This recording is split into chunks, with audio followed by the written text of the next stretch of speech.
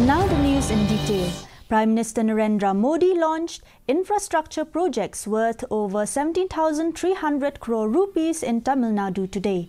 In Thoothukudi, Mr. Modi laid the foundation stone for the outer harbour container terminal at V.O. Chidambaranar port. The terminal will transform the port into a transshipment hub for the East Coast, leveraging India's coastline and geographic location to enhance competitiveness in global trade. It will also boost employment and economic growth in the region.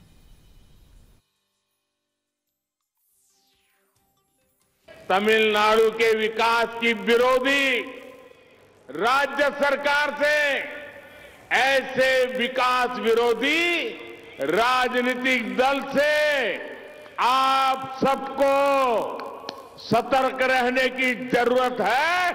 अब उनसे हिसाब मांगने की जरूरत है। इन लोगों ने तमिलनाडु के विकास के नाम पर आपको खूब लूटा है।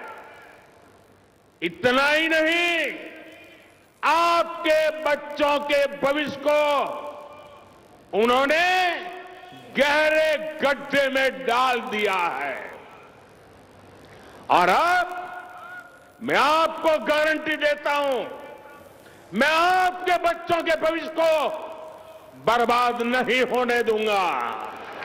मोदी ऐसा नहीं होने देगा। और ये भी मोदी की गारंटी है। इधर मोदी न guarantee. The Meghalaya government today